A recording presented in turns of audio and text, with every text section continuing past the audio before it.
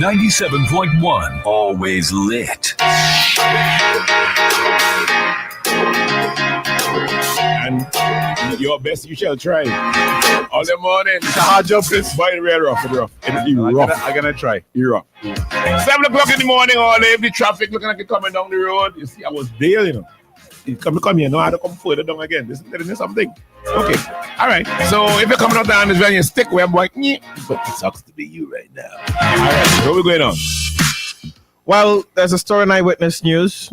It's entitled 93 out of every 100 students in SVG not at required reading level. Who said this? NDP candidate for Mariquah, Philip Jackson. So let me jump in. Philip Jackson is a civil servant. I think I heard that. I think he was a senior civil servant. Yeah, you might be right. All right. Right. So let me see if this is just partisan bias or if there's some merit. What's his source?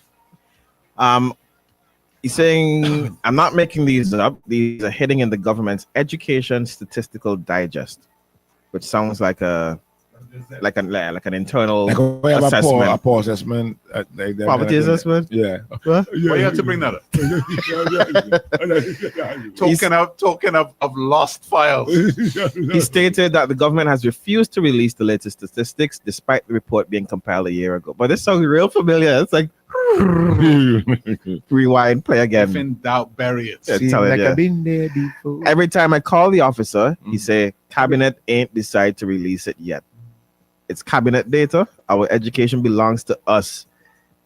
He said the people have a right to know what is really going on. We cannot build a powerful Mariquah. We cannot build a powerful St. Vincent if only 7 out of 100 students are reading and writing at the level they're supposed to be. Good, is that understand? What's his name again? Who's got Sorry, what was Philip. Yeah, there's only one. Phil. Phil. Only one set of people do the building wrong here. We want to build what? Yeah. Chips. There's one super contractor. One super contractor. Everybody else, employees. So the government's own report, according to Philip Jackson, It says 93% of students, primary school students, are not at their reading level, required reading level. It's damning, if true. if true, very damning. Should the government come out and just no wonder they buried it. Put the report on the table? Bap, you lie. No? Yeah, of course. Yeah. Will they? Do they even have one? What's an acceptable failure percentage? How many people should be reading at their correct reading level At primary school? At primary school. I would say probably 85, 90%. Sure. So the failure shouldn't be more than 15%. I wouldn't have thought so. No. I would have thought you'd expect most students to be able to read at at the minimum level for their age. Yeah. Okay. Not so? I agree. He says, it's a basic building block before you could do anything else, right? Yeah. I mean, we've heard teachers say that students come up to their grades not unprepared, yeah. Nowhere near where they're supposed to be. Nowhere near it. So it's maybe not that far-fetched. He says, how could you have children spending 7 years in primary school and still have the gall to send them to high school, unprepared for high school, and then brag about it? That's not something to brag about. Isn't this something optics, man? Optics. Go back, read that line again. How could you have children spending 7 years in primary school, right, and still have the gall to send them to high school? The gumption. But isn't this what the education revolution is all about? Unprepared for high school and then brag about it. Isn't this what the education revolution is all about? What it's meant to be about. That you move them, whether they could read or not, or whatever or not, you excel. Well, that's what it's become. I'm not sure if that's what it was supposed to be. What it should be is people being prepared at every step of the way for the next level of education. Right, but what we are seeing, or probably hearing, is not so. Is it? Well, I think the problem with the government is that they go hard on these slogans, education revolution, blah blah blah, right? And then when they're actually put to the test, to the actual measurement of it, and it's not what they're proclaiming it to be, rather than saying, look, we have a deficiency in this area, maybe we need now some early education. Take a call. Instead of that, what do? We bury it and then we try to move on.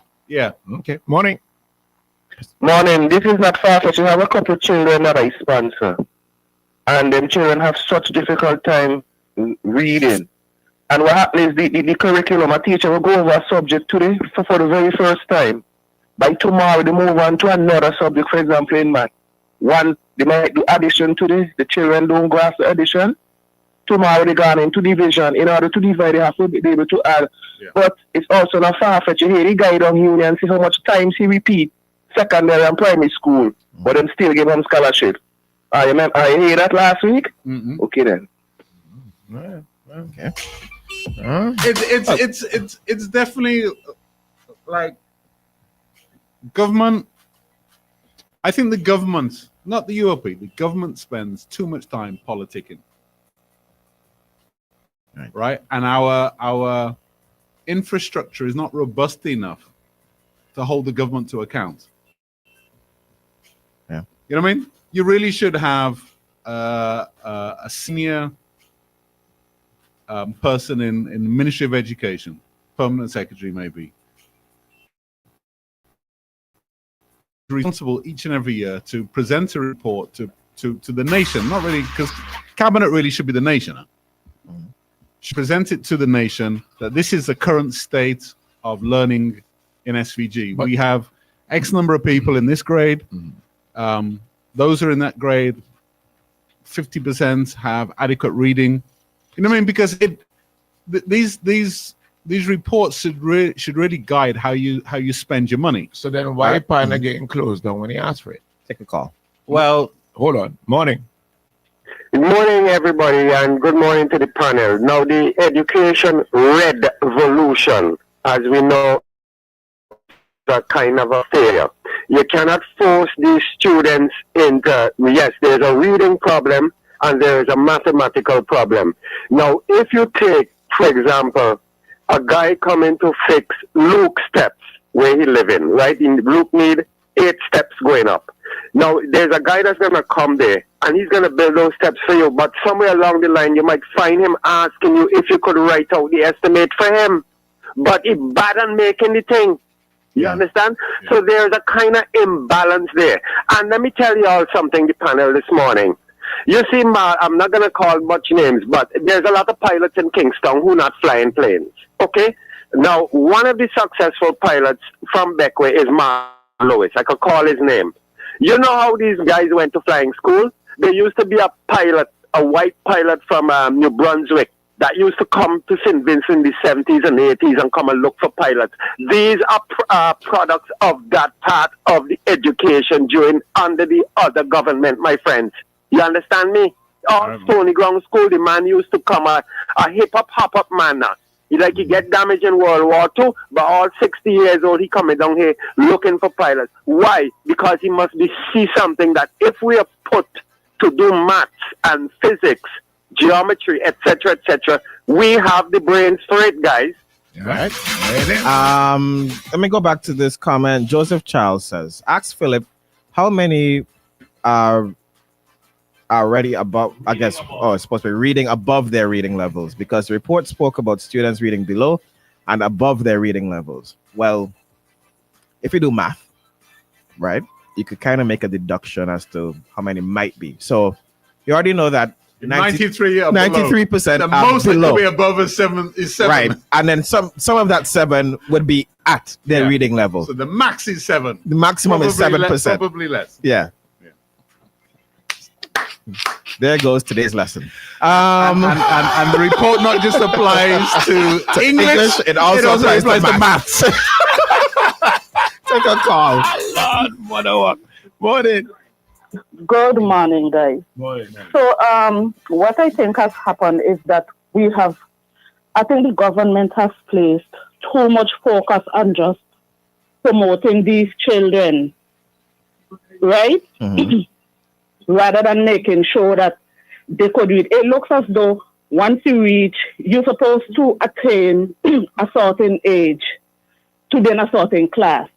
So once you reach that age, whether you have academically reached the milestone, they just promote you. I'll give an example. My son was in grade 1. and I invested in paying for reading classes for him in grade 1, not because he couldn't read, but because I wanted to give him that extra boost, right? So what I used to do, I used to go with him to the teacher's home on evenings, and I used to sit there to hear what the teacher is doing and to see how she was doing it, so that when I go home with him, I could simulate. Right. Nice. A child joined the evening classes. This child was transferred from a primary school in Kingston, right? Remember I tell you it's grade 1. And that particular teacher, she specializes in early childhood education. So she has all her years, she has either taught grade kindergarten, grade 1 up to grade 2. That child came, right? And you know, when we grow up, in school we would learn B etibat, C eticat, D OG dog. Mm-hmm. They no longer do it like that. Every letter now has its own sound. So for C, you will say K. B, you will say P, and so forth. Okay. That child came from a primary school in town. He was in grade 4. When I tell you, the child, he could recite the alphabet, but he could not put 3 letters from the alphabet together and pronounce a word. He could not. The child absolutely could not read. Wow. Okay.